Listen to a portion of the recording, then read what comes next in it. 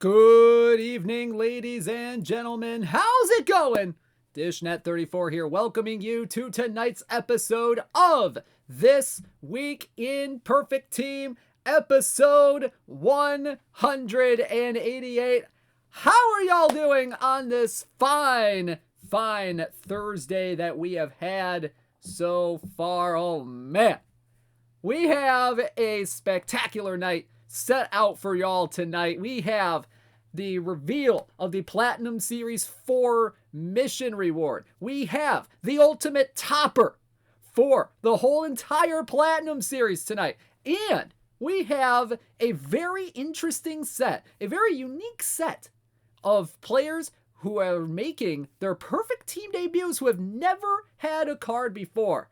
And oh man, we're just gonna have a lot of fun tonight, y'all. We're just gonna have a lot of fun tonight. Hopefully, y'all are having a great Thursday so far. Hopefully, your perfect team or perfect teams have been doing fantastic so far in this season. Whoo boy. Oh man. Lot of good stuff happening tonight. So let's go ahead and get right to it tonight. And we start off with a look at the Perfect League standings as of 8:30 p.m. Eastern Time tonight. Daggone, I forgot to change the date on that. Either way, take a look. Let's start in the AC East Division. And we have Taylor Swift in first place with a record of 59-41. 7.5 games up on the Florence Baycats, who are at 52-49. The only two teams above 500 currently in that division. In the AC Central Division, we have a few teams above 500 there, but it's the Crozet Storm Kings leading that division by a bit of a margin there. 8 games with a record of 62-36, the best record right now in Perfect League. 8 games up on the California Halos, who are at 54-44. In the AC West Division, we have the Advanced Razors in first place right now with a record of 53-48. 2.5 games up on the Madison Mousmen and only 3 games up on the Dab City Yeet. So very close race going on over in the AC West Division. In the AC Seaver Division, we have the 90s Expansions right now 2.5 games up over the Brooklyn Cyclones with a record of 54-45 compared to the Cyclones 52-48. So bit of a 2-horse race in that division as well. In terms of the NC East, let's go over to the National Conference now. And we start off with the Gary Railcats. They are at 53-48 right now. 5 games up on the FFS Snails and for first place in that division. The Railcats, the only team above 500 in that division at this moment. Meanwhile, in the NC Central Division, we have the Ottawa Hammerheads in first place right now with a record of 59-41. 3.5 games up on the Cleveland Flying G's, last week's World Series champion, winning it for the second time with a record of 55-44. So yep, Cleveland Flying G's, this week's defending champion from last week's, I should say, getting his second victory. Oh man. Started to get a tickle in the old throat there. There we go. So that's going to be a close division race here. And honestly, there are 4 teams above 500 right now in the NC Central. You got the Hammerheads, the Flying G's, the Zanarkand Abbes in third place, 4.5 games back of first place. Then you have the Waz Sabertooth Tigers in fourth place, 5.5 games back. That is going to be a very tight division coming down to the wire so far this year. In the NC West Division, we have a tie at the top right now as of 8:30 p.m. The North York Gridlock and the Joe Creedy fandom in first place. The Gridlock, excuse me for just a second, gotta mute here. And of course I did not mute, missed the button, lovely, great job. Do we have a professional in here? Oh, gracious. So North York Gridlock, Joe Creedy fandom in first place right now. 56 and 44 for the Gridlock, 57 and 45 for the Joe Creedy fandom. GKT though, right behind with 4.5 games back, 52 and 49 record. And then the Glacier Grizzlies in fourth place with a record of 50 and 49, 5.5 games back. In the NC Roof division, we have the False Hustle in first place right now with a record of 57 and 41, 3 games up on the New Orleans Crescents. We're at 55 and 45, 4 games up on the Cheeto Cheetahs at 54 and 46, Porter Knights at 51 and 48. So that is 3 out of the 4 divisions that have teams above, at or above 500 right now at this point. Whoo, Nelly. Ooh, no, that's a lot of good teams in the National Conference so far this year. So there's a look at the Perfect League standings. We'll know who is going to be in the playoffs. We'll know who is going to be in the World Series on Sunday night. Don't forget to tune in for the Perfect League World Series for the year 2056. Should be a fun time. Alrighty, so got these out of order here a little bit. So we're going to go to our limited edition card of the evening next. And oh boy, we got a good limited edition card for y'all tonight. We got a 25 copy card coming up. Oh boy, this is a good one right here, y'all. We have for y'all 100 overall left-handed starter Lefty Grove from the Philadelphia Athletics. 127 stuff, 114 movement, 94 on the control with some reverse splits as well. 124 stuff, 110 movement, 93 control against lefties, 129 stuff, 115 movement, and 94 control against righties. Fastball, curveball, forkball combo on this one. 104 stamina, 94 on the hold runners. Flyball pitcher in 91 to 93 on the velocity. Whoo, man. Whoo, man. 1930 for Lefty Grove. This was a solid season, if not an elite season. An elite season for Lefty Grove. 28 and 5 win-loss record, a 2.54 ERA, 6.5 strikeouts per 9, just 1.9 walks per 9. Didn't walk a whole lot. 2.45. Oh shoot, did I accidentally type that in wrong? I think I might have typed that in wrong. Hang on a minute. Where's Lefty? Where's Lefty Grove? Hang on. So that 1930 season, his FIP was a 2.45. If that whip was 2.45, woo boy, that would have been really bad. Really, really bad. But his FIP was a 2.45. That was just elite levels for Lefty Grove. And this was the second of his 2 career Triple Crown seasons. Led in wins, led in ERA, led in strikeouts that year with 209. 209 strikeouts. The only year he had over 200 strikeouts. And this was the 6th of 7 straight years he led the American League in strikeouts. This guy was the premier strikeout pitcher of his time.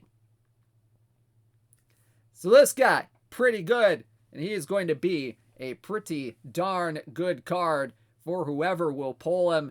25 copy, 100 overall, Lefty Grove in Perfect Team 23. All righty. So, whew boy. All right, so let's go ahead and get to some news and notes. And as you all know, Perfect Team Championship Series number 7 is this Saturday. Yes, the 7th Perfect Team Championship Series will occur on Saturday, January 7th, beginning at noon Eastern, with finals coverage right here on the Out of the Park Development Twitch channel. The top 128 teams from the last 4 weeks in each of the 4 formats, daily, weekly perfect draft, and daily and weekly traditional, will participate in the PTCS. There's a look at the formats once again. If you do not remember those formats, there you go. Daily traditional, silver ceiling cap, 1750 modern day with DH. Weekly traditional, silver floor, low diamond ceiling, 2250 cap with a 1969 run environment and no DH. Daily and weekly perfect drafts will be the historical double perfects. The daily will be held in a 1945 run environment. Weekly will be held in a 2003 run environment. First place in each PTCS will get the Perfect Team Championship Series exclusive starting pitcher, Steve Carlton, while second through 32nd place will get brand new cards that will be in packs very, very soon. So there's a look at the PTCS coming up this Saturday. And now let's get to some business of the evening. That's right, it is time for the Platinum Series 4 missions. The mission reward is here for Plat 4, and the mission reward for the Platinum Series Ultimate Topper is here tonight. So let's go ahead and get started with a little bit of a rundown on some important info for Platinum Series 4. So, Platinum Series 4 missions will be released tonight. Platinum Series 4 cards will remain in packs until that date, right up there, Thursday, February 9th. February 9th will be the last day Platinum Series 4 cards will be in packs. And on February 9th, we will be deactivating PS4 packable cards coinciding with the This Week in Perfect Team broadcast that night. Now, with the Platinum Series 4 missions, there will be pack rewards for each individual mission. If you complete all the Platinum Series 4 missions, you will receive a Topper card. Now, the Topper card, not the Topper mission, but the Topper card, will be used toward the Ultimate Topper at the end of the Platinum Series program, which will be revealed tonight. So, for those of you who want to kind of visualize this, here's the progression so far that we have had. PS1 Topper card, Jerry Royce. You don't need the missions from that, you just need Jerry Royce. Same thing for the Luke Appling, the PS2 Topper card. Same thing for Ted Williams, the Platinum Series 3 Topper card. But now we have a couple of spaces to fill. The Platinum Series 4 Topper card and the Ultimate Topper card. And yes, you have to have the card. You do not need to complete the missions. You just need the card. All right. So now, it is my pleasure to reveal that the Platinum Series 4 Topper card is 100 overall second baseman Rogers Hornsby.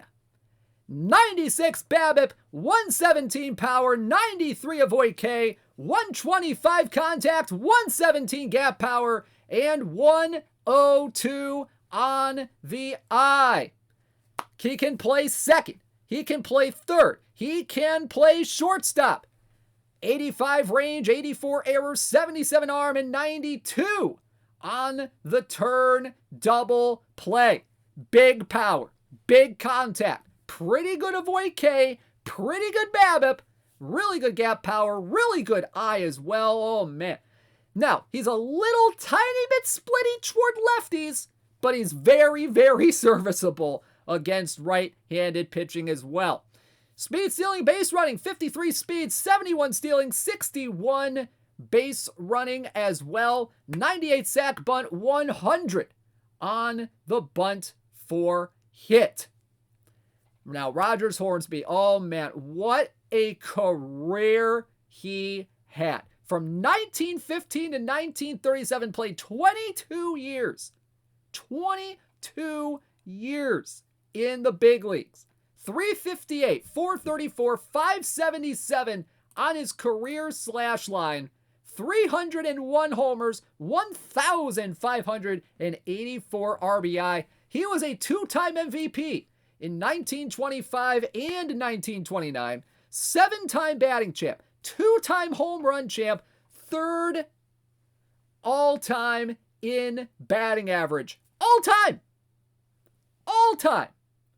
Between everybody in MLB history. Just an absolutely insane career Rogers Hornsby had. And he parlayed that into a Hall of Fame spot in 1942. So this is a very, very good second baseman right here. I think this will definitely 100% be getting some play. Straight up. So there you go. The Platinum Series 4 reward. Second baseman, Rogers Hornsby from the St. Louis Cardinals. Now, it is also my pleasure to announce the topper card for the entire Platinum Series collection. And this guy, oh man, this guy, pretty good right here. It is a pitcher. It is a pitcher. Particularly a right-handed pitcher. And that, my friends, is 100 overall from the New York Mets, Dwight Gooden. 141 stuff, 123 movement, and 97 control. Fastball, slider, curveball, changeup combo right here. Oh, man. With 142, 124, and 97 against righties, 140, 122, 97 against lefties. Ooh, buddy. 97 stamina, but man, hold runners a little bit dicey there with that 12. But man, oh man, look at that curveball rate. A 115 rated curveball. That is an elite curveball right there. Oh man, Dwight Gooden, what a career. I mean, what an early career that he had in his career. And from he played from 1984 to 2000. He had a little bit of longevity despite some of the issues he had earlier on in his career. But his first few years in the league were absolutely elite. 194 and 112 record, a 3.51 ERA, 7.4 strikeouts per nine in his career. He was the 1984 Rookie of the Year, 1985 Cy Young and Triple Crown winner. Led the league in strikeouts his first 2 years. He had 276 strikeouts in 218 innings in 1984. Oh man, that's an 11.4 Ks per nine rate, y'all. That's pretty darn good. Then he had 268 the following year with 24 wins and a 1.53 ERA. That is elite numbers right there. Won the Cy Young, finished fourth in MVP in 1985. Then, a little later on in his career, threw a no-hitter for the New York Yankees in 1996 in what was otherwise, a very down year for him. And, a lot of his struggles have been very public during his career, but those first few years in the big leagues were something absolutely magical for the New York Mets. Led them to the World Series in 1986 as well. This guy was pretty darn good for the Mets. And he's going to be pretty darn good as the Platinum Series overall topper. So there is the complete path for the Platinum Series. Complete all the Platinum Series 4 missions. You will get Rogers Hornsby. If you finish all 4, if you get all 4 topper cards for Platinum Series, you will be getting that Dwight Gooden card. So there y'all go. Platinum Series, Dwight Gooden, the topper.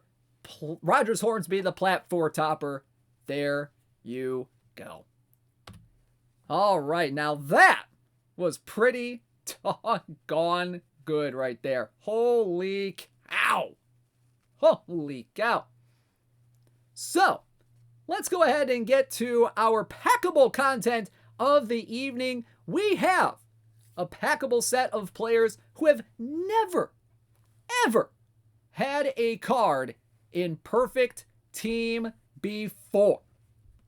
And whoo boy, let me tell you, when I was researching this set, there were some absolutely wild stories of some of these players right here. Just absolutely wild stories. So we might have a little bit of story time with Dishnet for some of these players tonight because, oh man, there's just so many fun stories of some of these guys. So let's go ahead and get started here tonight. And we start off. Now, there are 16 players that we are going to be releasing tonight. We're going to be showing off 12 of them.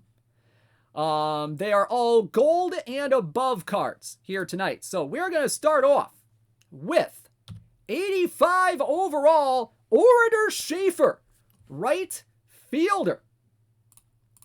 Orator Schaefer. He played in the National Association. He played in the early years of the National League. 95 BABIP, 12 power, 84 avoid K, 92 contact, 107 gap, and 70 on the eye. A little bit better against righties than he is against lefties. 95 BABIP, 12 power, 86 avoid K, 93 contact, 110 gap, and 72 eye against righties. So this guy right here, Orator Schaefer, named because he was a bit of an avid speaker. According to Alfred Henry Spink, founder of the Sporting News, he received the nickname because he, quote, was a great stickler for his rights and talked to himself when not talking to the umpire, which is pretty fitting way to get a nickname there. Defensively, 82 range, 57 error, and 86 on the outfield arm, 71 speed, 78 stealing, 75 on the base running. Hit 282, 326, 367 in his career, which spanned from 1874 to 1890. 11 career homers, 317 career RBI. Now, this guy led the National League in assists 4 times in his career, including a whopping 50 outfield assists in 1879. That's a lot of outfield assists. This guy just threw out people on the base paths from right field. He was just fantastic at it. In 1884, he led the Union Association with 40 doubles as well. So that's how you kind of get a little bit of that high gap power right there. So Orator Schaefer, another fun story from Orator Schaefer's career. So in 1879, he signed with the Chicago White Stockings. And I'm reading this off the Wikipedia page. This came from a book written in 2009, I believe. So Schaefer signed with the White Stockings in 1879. However, he had left the Indianapolis Blues the previous year with a little bit of unpaid debt. And unpaid debt in those times was a big deal. So the White Stockings, they traveled to Indianapolis to play an exhibition game. And guess who was waiting for Mr. Orator Schaefer and his teammate Silver Flint at the stadium? The local sheriff. So, after the game, Schaefer and Flint actually escaped the ballpark in a horse-drawn carriage to avoid arrest, and only their manager, the team's manager, was taken to jail. Now that is what I call an escape. Man, I tell you, those 1870s and 1880s players, they have some wild stories attached to them, and that is one of them. So there you go. Orator Schaefer, 85 overall, very interesting player right here, is in Perfect Team 23. Sounds like his steal rating should be a tad higher. Maybe. There weren't really any stolen base numbers back in those days, unfortunately, so we don't know really how good he was at stolen bases. I mean, the only real steal numbers we had were from his 38-year-old season in 1890 when he stole 29 for the Philadelphia Athletics of the American Association. So there you go, Orator Schaefer. All right, next up, let's stick in this dead ball era stuff here. And let's go to our next player, 87 overall, Billy Nash. Billy Nash played mainly for the Boston Beaneaters of the National League, played a few years for the Philadelphia Phillies, had a single year in the Players League for the Boston Reds. Very, very interesting player here. 71 BABIP, 54 power, 74 void K, 77 contact, 94 gap, and 88 on the eye. Some pretty decent defense over at third, 72 range, 79 error, 90 arm, and 76 on the turn double play, 70 speed, 80 stealing, 75 base running as well. Wasn't really a whole lot I could find on this guy, to be quite honest with you. He had 269 stolen bases between 1886 and 1898. He had 2 seasons where he hit more than 10 triples in a year, hit 10 homers in 1893 and 1895 as well. This guy cannot bunt though. 4-sack bunt, 15 on the bunt for hit. Not exactly a bunter at all. Hit 275, 367, 382 in his career, which went from 84 to 98. 60 career homers, 983 RBI. Whew, man. So this guy, not bad. Got a little bit of gap power, a little bit of eye on him. Should be fairly interesting down in the gold ranks of our cards here. So there you go. Billy Nash is in Perfect Team 23. All right, next up is another one of those interesting dead ball guys. And let me tell you, there are a lot of interesting dead ball guys from these eras here. So we have 89 overall first baseman John Riley from the Cincinnati Red Stockings. 87 BABIP, 71 power, 69 avoid K, nice, 95 contact, 110 gap power, and 66 on the eye. Barely any splits to see really. There's only a 1-point gap in BABIP, a 1-point gap in avoid K, 1-point gap in contact. This guy, very solid against either card here tonight. 81 speed, 85 stealing, 83 on the base running, decent-ish defense over at first base, 34 range, 54 error, 31 arm, and 48 on the turn double play. From 1880 to 1891, the guy hit 289, 325, 438 with 69 career home runs, 740 RBI. Yeah, not bad for a guy without a face, pretty much. This guy was among the top 10 in home runs from 1888 to 1892. He was also the first player to hit for the cycle on 3 occasions during his career, 2 of them coming in the 1883 season. The first one came on September 12th, and the second one exactly a week later on September 19th, 1883, setting the major league record for the shortest time between cycles. And his third cycle came 7 years later in 1890. Now, this guy, originally, when he was 14 years old, he took a course in lithography at a design school. He apprenticed at the Strobridge Lithographing Company, which was in Cincinnati at the time, and he played his first organized baseball for the company team. Now, he started out originally as a catcher. However, he began playing in the infield because he wanted to avoid hand injuries that might threaten his future lithography career. Pretty good. He did pretty good in his career in the American Association and a little bit in the National League. And that once he was done with baseball, he went right back to work for the Strobridge Lithographing Company. He specialized in circus posters, making art for those. So this guy, baseball player and a talented artiste. And he will be hopefully an artiste for some of your teams in Perfect Team 23. Isn't he a stepbrother? Wrong John Riley. This guy was also nicknamed Long John Riley because of, I believe, his height. So that was pretty good. That's pretty cool right there.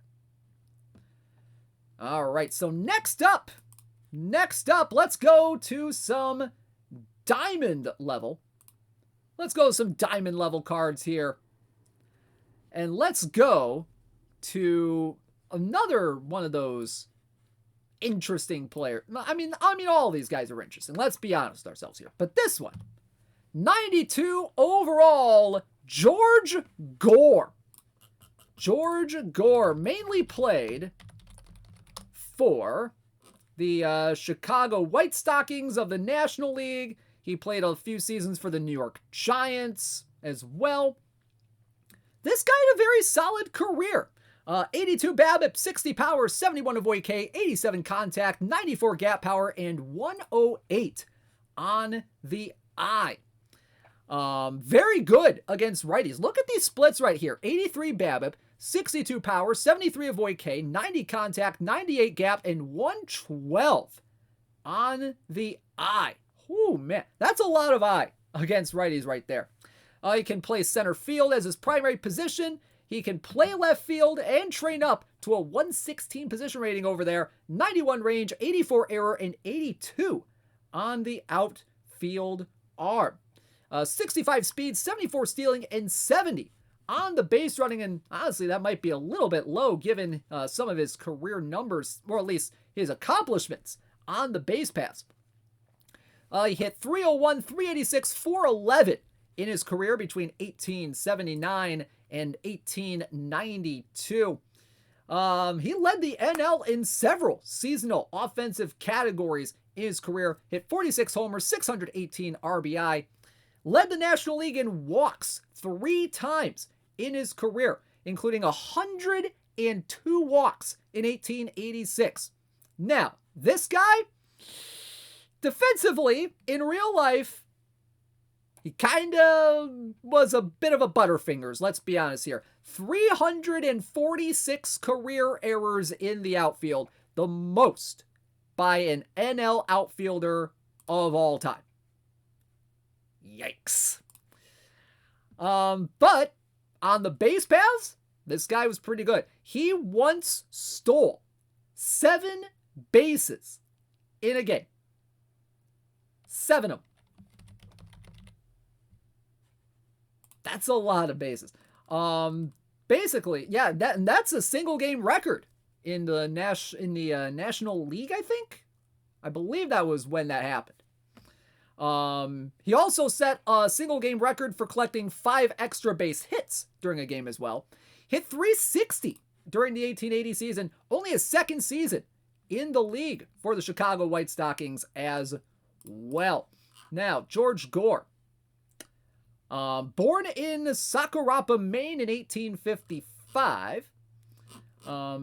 Pretty good stuff. There are various times in his career George had 6 hits and 6 at-bats, 5 consecutive extra base hits, and 7 stolen bases in a game. And actually, more than one baseball historian has kind of likened George Gore's career to guys like Ty Cobb and Tris Speaker. So pretty cool stuff right there. Played with the New York Giants for a couple years, helping them to win pennants in 1888, 1889 as well. He had 4 hits against the White Stockings in a game on August 25th, 1888. So pretty cool stuff right there. George Gore is in Perfect Team 23. Yeah, but man, this guy, his life outside of baseball is a little bit... according to Wikipedia article here, unfortunately, he reportedly had a little bit of a poor work ethic resulting from a very, very, very, very active social life outside of baseball. I mean, this guy was out and about, if you know what I mean. So there you go. George Gore in Perfect Team 23. Alrighty, next up on the roster, a guy who had a really great first couple of years, but man, this guy was a hard luck loser on the pitching mound right here. Ladies and gentlemen, Charlie Smith, 93 overall from the Washington Senators. 76 stuff, 101 movement, 91 control, fastball, slider, curveball, splitter combo right here. Not a whole lot of splits here. 102 movement against righties, 100 movement against lefties, 91 control against righties, 90 control against lefties. 110 stamina and a yikes on the whole runners, a 3 right there. Charlie Smith, 66 and 87 in his career with a 2.81 ERA. That's a tough win-loss record with that low of an ERA. 3.8 strikeouts per 9, 2.4 walks per 9 as well. Now this guy, he had a fantastic debut season, all right? This guy came in and defeated... Where's my Wikipedia page? Here we go. Basically, came in, defeated Rube Waddell on the mound against the Philadelphia Phillies, 5-4. Then the next day, then like 3 days later, shut out the Baltimore Orioles in his second career start, 7-0. Finished with a 2-1 record, and that was the only winning record he would have until 1910. Finished 2-1 with a 4.05 ERA in 1902.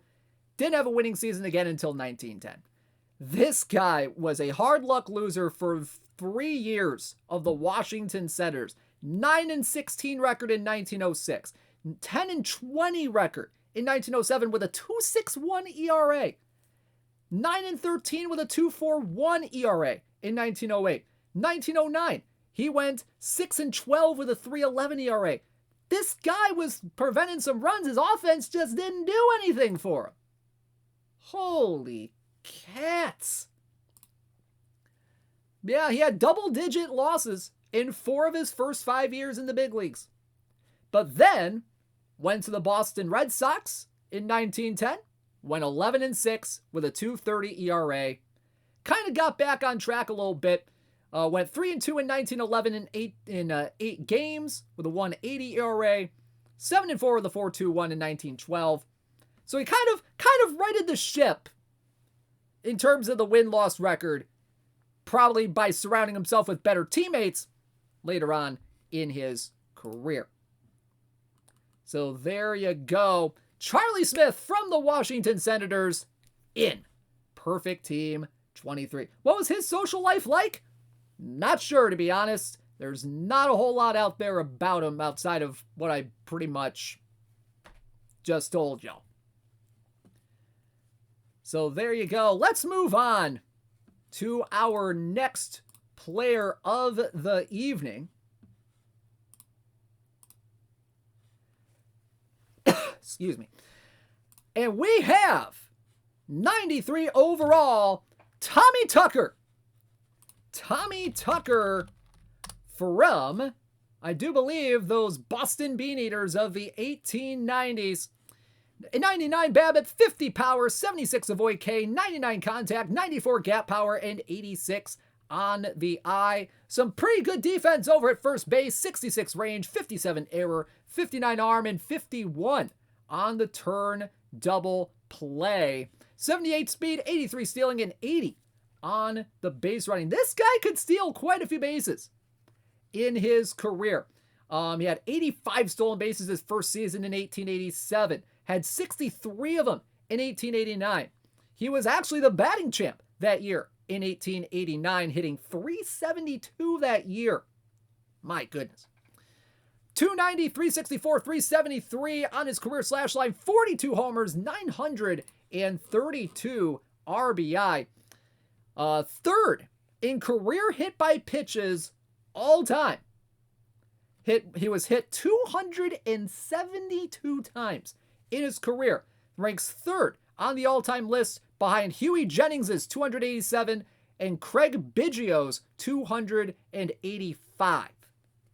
Fourth on the list, Don Baylor with 267. Now, Tucker had a little bit of a reputation of being one of the toughest players of his era. He was notorious for hip-checking base runners off of first base and then tagging them out. Kind of a dirty play, not gonna lie. But he also was a bit of a flashy first baseman as well. Back in that time, using two hands to catch the ball was very much normal. This guy was doing one-handed scoops of wild throws and pickups with his glove. Which, is almost the standard today when you're trying to pick up a bad throw or something like that off the ground. This guy was doing it way before that. Kind of popularized that. Let's see. Tucker, he also tied the Major League record with 4 doubles in a single game in July 22nd, 1893. And he posted a 6-for-6 game in 1897 as well. So there you go. Tommy Tucker, one of those other dead ball interesting players in Perfect Team 23. All right, next one. Oh man. If we're talking about a character from the dead ball era, this guy's gonna be taking the cake here, because we have 94 overall, Charlie Jones. Charlie Jones. Now, may not know who Charlie Jones is, but you'll know a lot more about him here in a little bit. 90 BABIP, 81 power, 67 avoid K, 100 contact, 72 gap power, and 79 on the eye. 91 BABIP against lefties, 83 power, 68 avoid K, 102 contact, 74 gap, and 81 on the eye. Can play left field, can play a little bit of center field as well. 64 speed, 77 stealing, and 70 on the base running. Hit 298, 345, 444 in his career with 56 homers, 553 RBIs. This guy was the original slugger of his time period. He was the first player to hit 2 home runs in the same inning. He held the all-time home run record through the first 9 years of the National League. He had, 4 homers in 1877. He led the league with 9 homers in 1879, had 5 of them in 1880. This guy, big power for his time. 56 career homers, 553 RBI. Not too terrible in his career, but this guy, he was an absolute character. This guy, he was actually blackballed from baseball in 1881 and 1882 before returning back to baseball in 1883. Now, the reason for that was because of a bit of a contract dispute over money owed to him by the Boston Red Stockings. Despite his claim being upheld in court, he was still blackballed from the league during that time period. Now, this guy, there's quite a few stories about this guy right here. So, oh man, I'm just trying to find a good one here. So basically, in June of 1877, the Cincinnati Reds disbanded. The White Stockings signed Reds second baseman Jimmy Halleman and this guy, Charlie Jones. Now, both players, they'd signed with Chicago, believing there was no chance that the Cincinnati franchise would be saved. Now, some stories claim that Lewis E. Meacham of the Chicago Tribune, who worked with the White Stockings president, got Halleman drunk and convinced him to sign, but there are also non-specific, unsubstantiated rumors of coercion being used to secure Jones. And within days, enough money was raised by the Reds' new president, J.M. Wayne Neff, to continue operation of the club. And Jones made it clear he wasn't happy to be in Chicago. And the Chicago press wasn't happy with him either. So, while the White Stockings' new outfielder failed to join the team, before 2 straight losses in Hartford to the Dark Blues, the Chicago Inter-Ocean wrote, "If Jones refrains from any more baby whining and shows up like a man and a reputable ball player, there should be no reason why the Nine should not win." Well,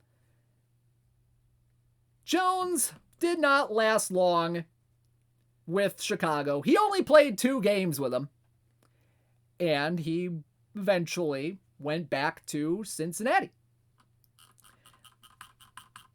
Oh man, so this guy had a lot of very, very interesting stories here.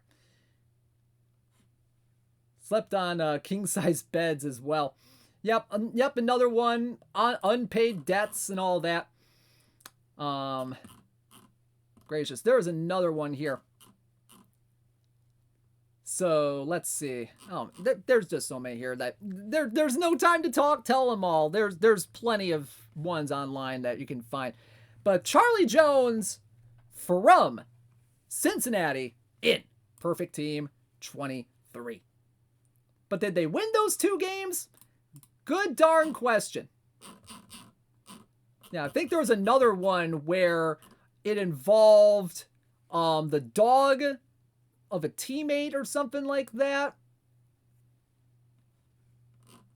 So that's an interesting one as well. So there you go. Charlie Jones in Perfect Team 23.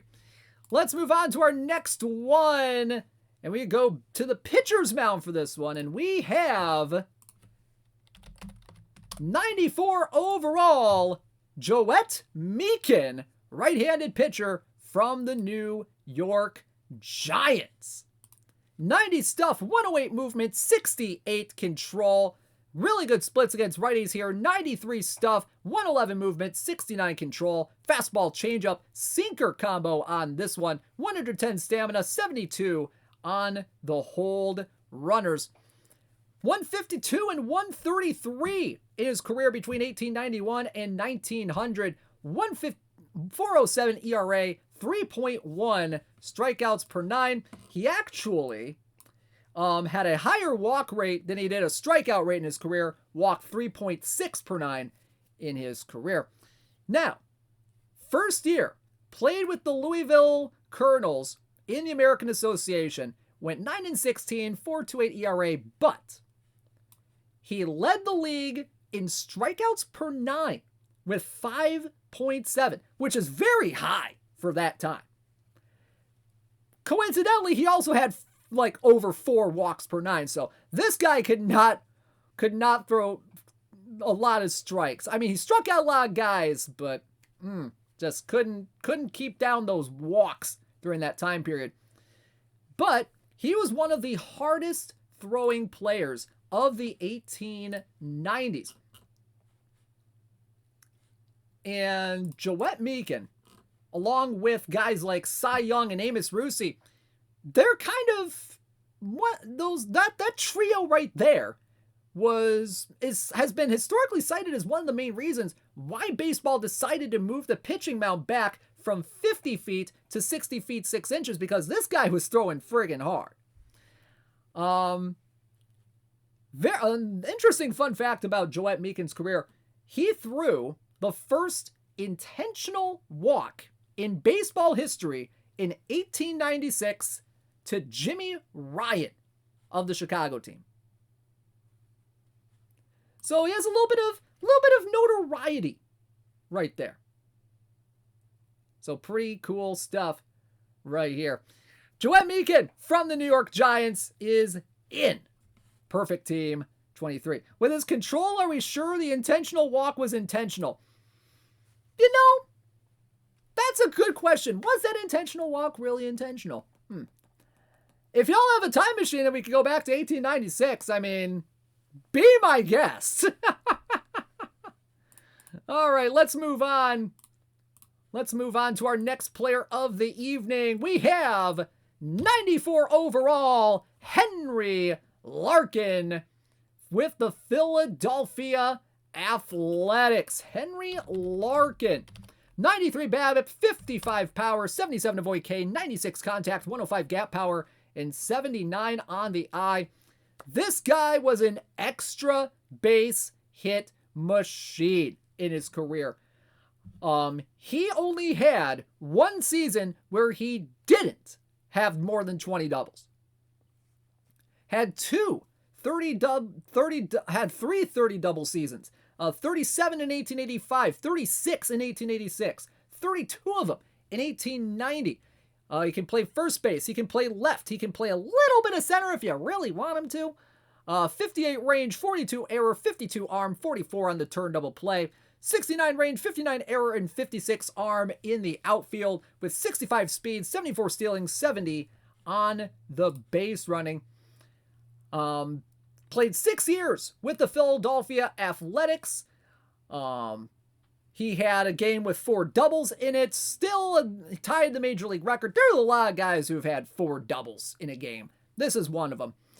7th season, he went to the Players League, the short-lived Players League. Played with the Cleveland Infants as their star first baseman. Hit .330 that year. Arguably his best batting numbers of his career. But when the league disbanded, returned to Philadelphia, later finished his career with the Senators. One interesting little tidbit. Larkin had more home runs on the road than he did at home. 35 on the road, 18 at home. So some very interesting home road splits right there. 303, 380, 440 on his career average from 1884 to 1893. 53 career homers, 836 RBI. So there you go. Henry Larkin, 94 overall, in Perfect Team 23. Oh yeah, that's right. He was also the first to hit a reverse natural cycle, meaning started with a home run, then he hit a triple, then a double, and then a single to finish off the cycle. Pretty cool stuff right there. Alrighty. Next up on the docket, let's go back to the hot corner for our next player. We have 94 overall, Billy Schindel. Billy Schindel played for the Detroit Wolverines, the Baltimore Orioles, the Philadelphia Athletics, the Philadelphia Phillies, and the Brooklyn Bridegrooms. 85 BABIP, 54 power, 74 avoid K, 88 contact, 95 gap power, and 59 on the eye. Pretty good defender over at third base. 82 range, 77 error, 99 arm, and 62 on the double play. 83 speed, 87 stealing, and 85 on the base running as well. Hit .269, .323, .357 in his career with 31 homers, 759 RBI. This guy was probably one of the best defenders over at third base of his era. He was known for some pretty good range over at third base, but he does hold the single season record for most errors in a year of any position player with 122 of them. That's a lot of errors to have in a season. His best season really at the plate came in 1890, where he hit .324 with 10 homers and 90 RBI that year. Had 20 doubles, 20 triples, and 10 homers. That's a pretty good club to be in right there. Mainly played third base, and actually, in 1890, when he played for the Philadelphia Quakers, I do believe it was the Athletics in 1890, okay. That was part of the Players League, and he actually played shortstop during that time, so there's why he's a little bit eligible at shortstop right there. So there you go. Billy Schindel, third baseman, in. Perfect team 23. But yep, Schindel's 122 errors in 1890 are actually tied with Herman Long in 1889 for the all-time record for most errors by a major leaguer at any position. And I believe, if I'm reading this correctly, the new Bill James Historical Baseball Abstract ranked Billy Schindel as the 95th best third baseman of all time as of 2001. So there you go. Let's move on. We got only a couple players left to show off for you tonight, but let's go to one that was very good for a few seasons, but then abruptly just up and stopped. And that, my friends, is 97 overall, Bill Lang. Bill Lang for the Chicago Colts and the Chicago Orphans. Bill Lang, 83 BABIP, 69 power, 80 avoid K, 95 contact, 105 gap power, and 86 on the eye. Now, this guy had an absolutely fantastic 7-year run in the big leagues. Pretty good against lefties than he is against righties. 85 BABIP, 71 power, 81 avoid K, 97 contact, 107 gap, and 89 eye against lefties. He can play second base and he can play center field as well. And that's actually not some bad defense over there in center field. 90 range, 86 error, and 87 on the arm. 72 range, 71 error, 53 arm, and 77 turn double play on the infield. 91 speed, 98 stealing, 95 on the base running. Very interesting. So this guy, 330, 400, 458 on his career slash line through his first 7 seasons in the big leagues. 39 homers, 579 RBI. This guy was probably one of the best hitters of this time period. But then, after the 1899 season, he retired from baseball to get married. Because, and this is true, his future father-in-law forbade his daughter to marry a baseball player.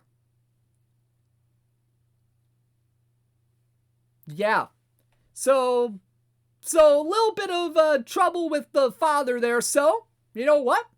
The guy loved her so much, he quit baseball. Now, the thing was, the marriage was short-lived.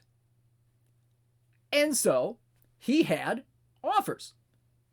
Marriage ended in divorce, and he had offers to get back into baseball, including a salary offer of $3,500 from Chicago that would have made him the highest paid player in the league. And he turned it down.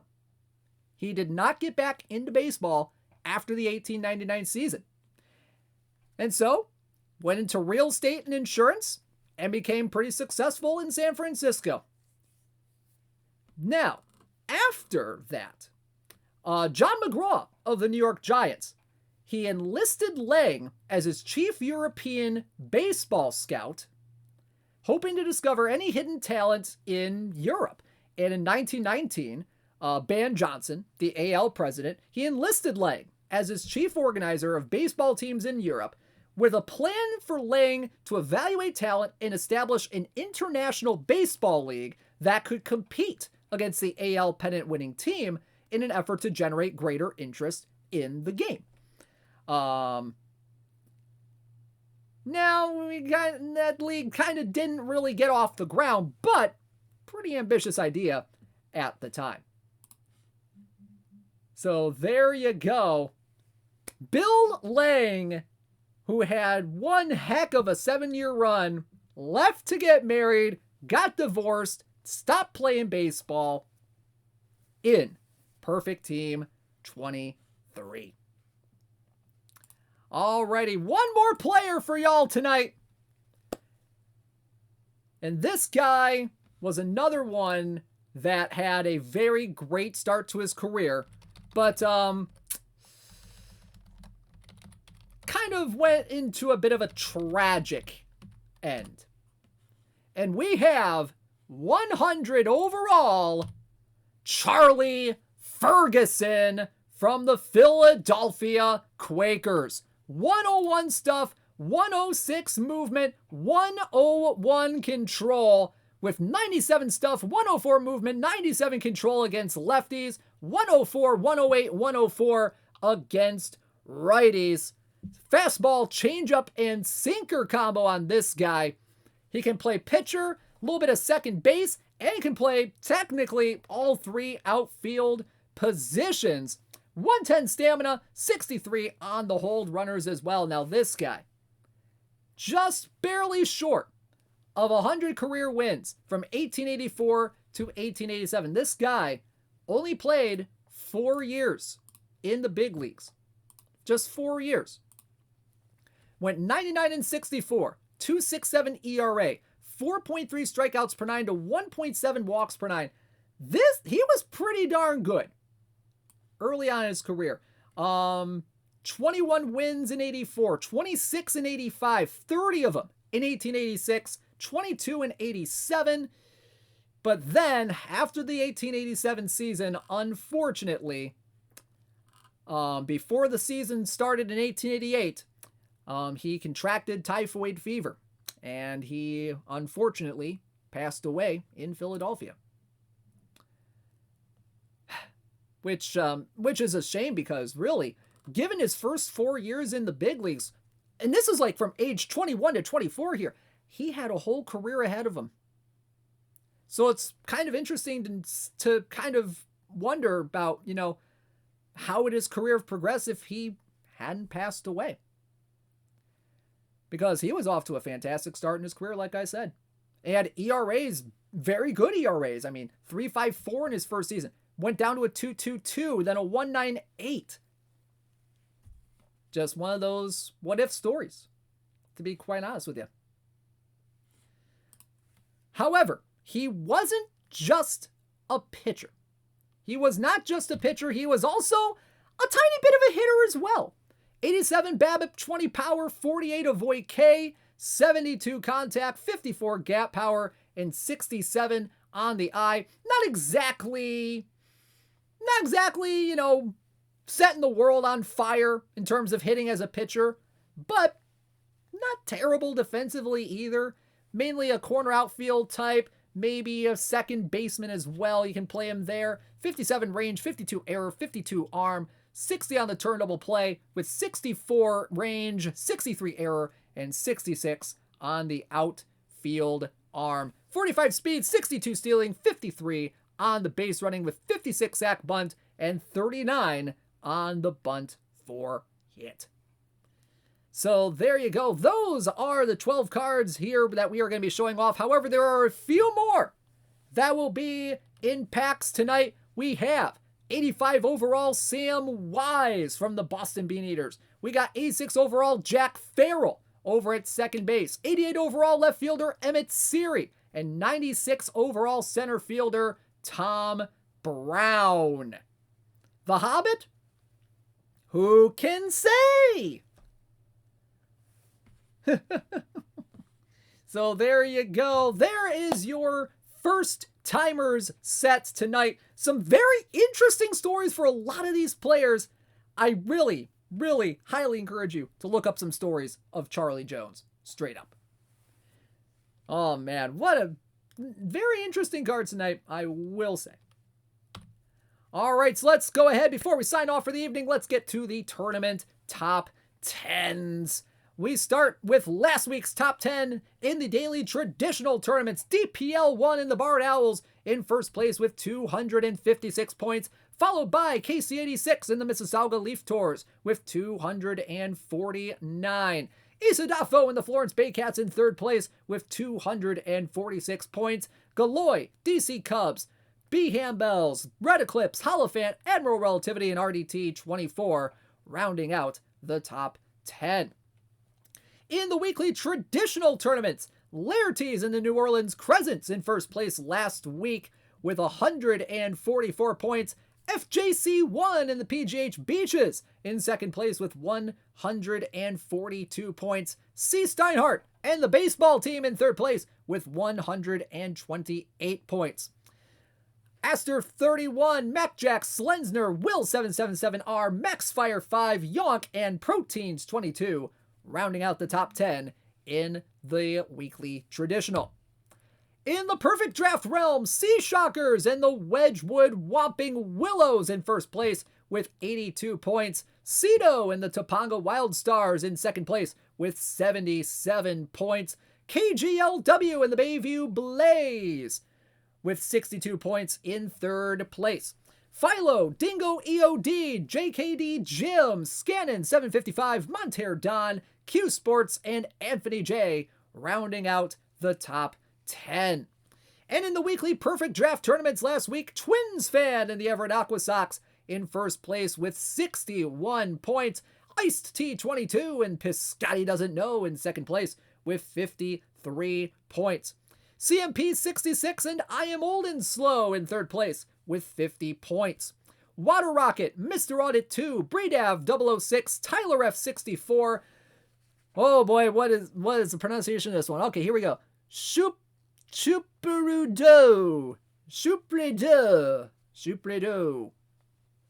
I absolutely botched that, and my apologies to the people of France. And D. Horner, MB28, and D. Boyer 12,007 in rounding out the top 10. As for this week's current tournament top 10, here for week number 32 as of 1:45 p.m. Eastern Time today. In the daily traditional tournaments, DPL 1 in the Barred Owls in first place right now with 159 points. KC86 in the Mississauga Leaf Tours in second with 95 points. Hippin Nedoc in the Asbury Springboks in third with 92 points. Isadafo, Red Eclipse, Galoy, Holophant, Khan, Beham Bells, and Admiral Relativity rounding out the top 10. And in the weekly traditional tournaments, Isadafo and the Florence Baycats in first place right now with 89 points. Maxfire 5 and the Topeka Defenders in second place with 63 points.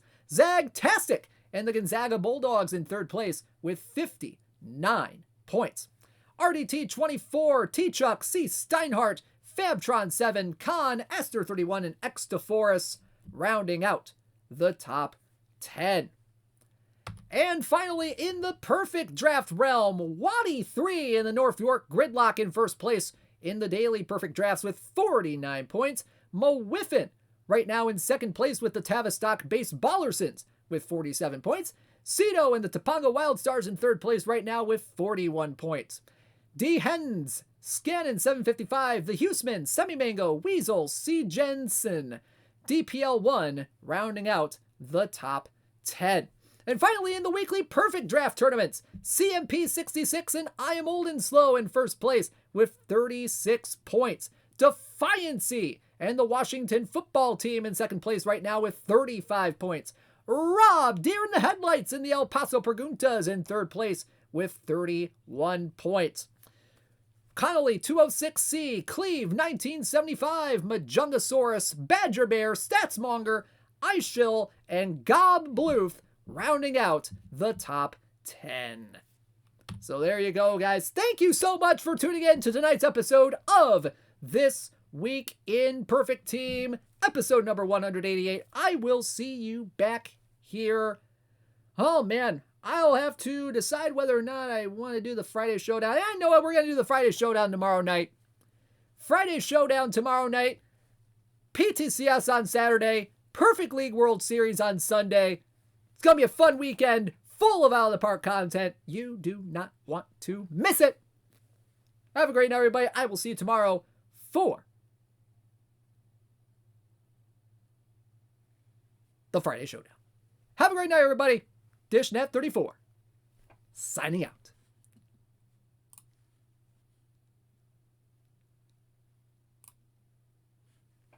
Also, cards and missions are live.